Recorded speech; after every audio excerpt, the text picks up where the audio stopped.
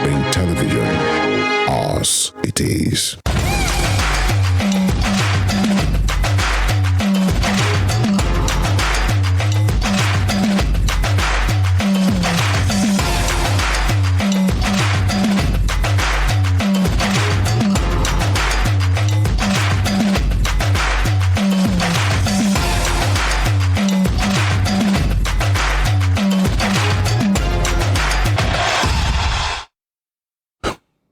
Hi, good morning. Welcome to the show, Sports Spring on Western Spring Television. My name is Joseph Atawa, saying good morning and welcome once again. And I am Nengi Ernest Ademola. Thanks for joining us this morning. Of course, the latest edition of Sports Spring on Western Spring Television. We have a whole lot to talk about today. We'll talk about the Under-17 AFCON as the Golden Eaglets of Nigeria suffered a shocking defeat from the hands of their Moroccan opponents. And aside from that, we'll also talk about the English Premier League, how the table stands currently, and definitely Manchester City getting 3 goals past their West Ham United yesterday, which means that when you talk about the title, I feel that at this point in time, you would actually know who is getting hold of the EPL title this time around. Now, all of this and more is what we're going to dish out this morning. Thanks for joining us once again. So we start from the local scene, as usual. This says, even though the loss to Morocco, coach Nduka Ugbade has said he is proud of his Golden Eaglets. The 2-time champion suffered a surprise 1-0 defeat to the North African in the second group game played on Wednesday in Constantine. During a post-match conference, the former Nigerian international praised his players and said, things like this happens in football sometimes. He said, and I quote, everything worked well. We controlled the game, but tactically, the Moroccans controlled the outcome. We had a few mistakes as well, but we created so many chances, and the only problem is that we didn't score. And still basking in the euphoria of their opening group win over Zambia, the Nigerian side failed to live up to expectations despite impressing throughout the entire game. Now, the North Africans scored very early in the game through an own goal from Nigeria defender Tochukwu Ogboji, and despite conceding very early, the 5-time world champions still dominated the first stanza of the game, but looks wasteful in front of goal. Now, the second half resumed with Nigeria still dominating the game, but Morocco looked resolute in their defending and frustrated all the efforts of the Golden Eaglets. The victory means Morocco has progressed into the quarterfinals of the competition, and Golden Eaglets will hope to get a favorable result in their last group match against South Africa. And Joseph, the way it stands now, South Africa defeated Zambia, if I'm not mistaken, 2-1 goals to nothing against Zambia yesterday. And you talk about the Golden Eaglets, of course, the expectations was cut off at that point when they were very wasteful in front of goal. When you talk about the Moroccan counterparts, I tell you for sure, those people are advanced even for 8th grade football. We just did the Zambians a favor, and that's because if we had drawn yesterday or won that game, Zambia would automatically have out of the race. But then they've not won a single game out of 2. Yeah. They have 3 points. The Golden Eaglets at the moment have 3 points.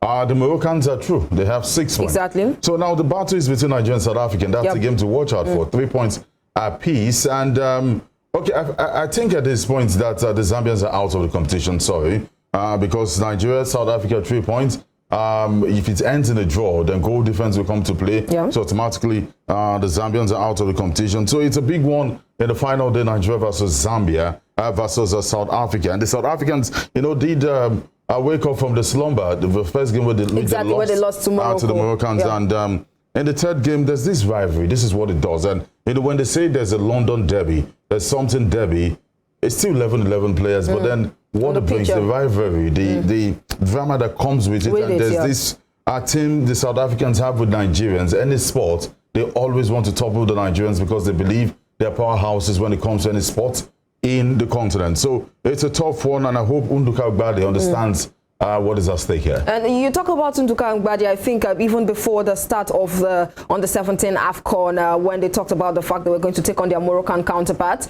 he expressed fear over this particular game, and I think that fear came to play in that game yesterday as they were wasteful in front of goal against their opponent Morocco, and definitely getting an own goal wasn't something highly motivating enough in that game. But let's see what they can be able to do against South Africa. Now, still in that game between Morocco and the Nigerian Golden Eaglets that went the way of Morocco yesterday. The Golden Eaglets defender, once again, Yahaya Lawali, said it was mixed feelings for him after he was named the man of the match despite defeat to Morocco. Now, Lawali, who was adjudged as the man of the match in the opening group game against Zambia, clinched the award again on Wednesday despite the team's defeat. Now, I do understand that there's a mixed feeling for him because you lost and you're still the man of the match. There was an own goal from Nigeria. You're still the man of the match. I quite understand him right there, Joseph. Well, this is the first time I'm saying this, honestly. It's in a long time that the losing team will be getting the man of the match award.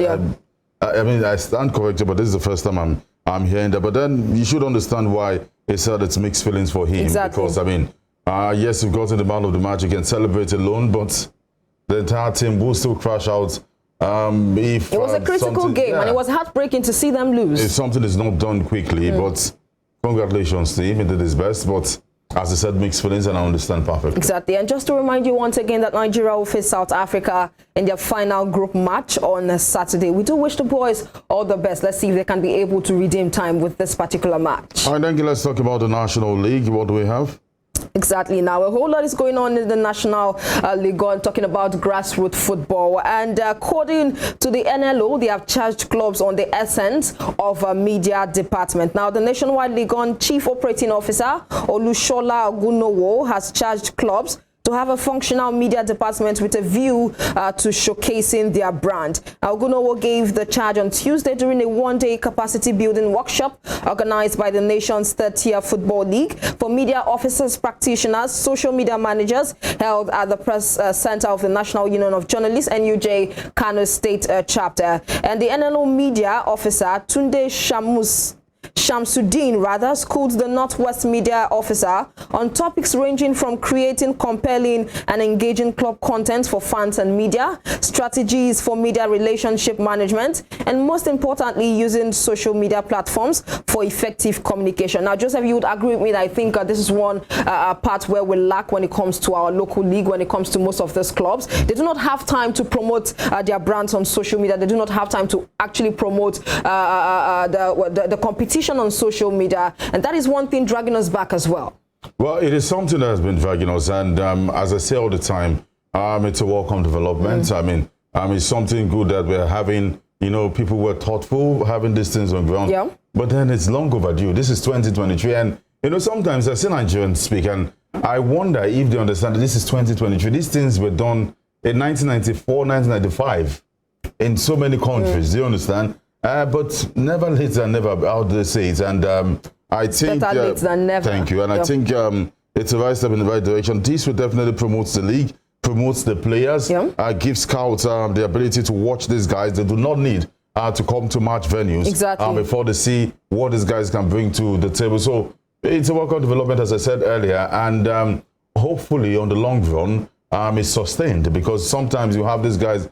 come and say, we'll do these first 4 matches. It works, and at the end of the nothing. Because I remember at the Djibouti Stadium, which is owned by the owner of Bet Niger. That's the club now, Remo Stars. I know we went for the first game there in Djibouti, and they said there'll be free Wi-Fi all season. Just come in, connect, no password, nothing. It worked for the first 5 matches. Go there now, nothing. And even if you see it, to open one picture, you might stay the whole game and nothing will open. So consistency is key, and hopefully they get this things done. Yeah, consistency is key, actually. And I can tell you for sure that one club that has maintained this consistency, that's in the Nigerian Premier Football League, has to be Bendel Insurance. You go all over social media, they are there, they have their own TV that they usually broadcast these matches live. And even if you're not in the stadium, that's why, you can get a hold of it. But that is why, don't forget that Bendel Insurance is making a return for the first time in a very long time. That's because they have a governor who loves sports. Once, what's his name right now? The governor, Obaseki, is out of the place, and you bring another governor who doesn't love sport. It will die again. It will die. Do you understand? In Osun State, you have a governor, current governor, who loves sports. Hopefully, the Supreme, favors him. If he stays there, watch how Osun United will grow back to the NNL, will grow back to the MPFL. And it's not supposed to be so. So it's funny how things are run in the country. And you know, maintenance culture is another thing. Now, apart from infrastructural maintenance culture, we also need to be able to definitely be consistent in terms of media department in each and every of those clubs, not just for the NLO, down to the NWFL, down to the NPFL, as well as the NNL also. All right, this is Ladan Boso, head coach of Flying Eagles, has revealed exclusively to reporters that only 4 foreign-based players made the final list that will be submitted for the 2023 FIFA Under-20 World Cup. Now, the Wafo Under-20 winning coach added that the just is only waiting for the approval of Nigerian Football Federation, the technical department, before it will be sent to FIFA on or before the 10th of May 2023. Now, speaking further on the list, Boso said the 4 players made it into the team because they met up with criteria with which to be selected after the coaching crew and the technical department of the NFF underwent rigorous research on more than 12 players. Of course, we're not expecting all of them who were called onto the national team to be selected, and definitely, according to Ladan Boso here, he has watched them play, has given them series of tests in which they have passed, and that is why only 4 has been chosen out of, I think, about 10, 11 of them that were invited, or 12 of them that were invited for the national team. Now, aside from that, still talking about the FIFA Under-20 World Cup, the Flying Eagles on Wednesday trashed Olympic Hybrid 3-0 in a warm-up game at the main bowl of Moshood Abiola Stadium, Abuja, to send warning signals to their World Cup final opponents. Now, though the Flying Eagles were wasteful in front of goals and would have scored at least 3 goals before they finally broke the deadlock in the 43rd minute, Olympic Hybrid, a football academy based in Abuja, following the way they played, held the World Cup bound team for so long, as they concentrated more on playing a draw with the Nigerian Under-20 boys. Ibrahim Mohamed Beji broke the deadlock in the 43rd minute to end the first half 1-0 in favor of Wafube champions. And just 12 minutes into the second half, Samson Lawal, of course, a very instrumental player for the Under-20 side, doubled the scoreline for Ladan Boso-led team in the 67th minute, while Vincent Augustus completed the route in the 73rd minute to end the friendly match with another 3-0 victory. Now, just to remind you here that the 2-time World Cup finalists and Group B with Dominican Republic, Italy and Brazil, and Nigeria will play their group opener against Dominican Republic before taking on Italy and Brazil in the second and last group matches. Now, is this satisfactory enough? Talking about taking football academics. It's a warm-up game, and just to put the players in shape and ensure that they're fit, that is what the coach has done so far. But you know, they are very good at warm-up games. They win all their warm-up games, I can tell you for sure. But getting into the main competition, you see, you need these things. If you look at the Italians, they're also playing smaller teams over there in Italy. Look at the Brazilians are playing smaller teams there.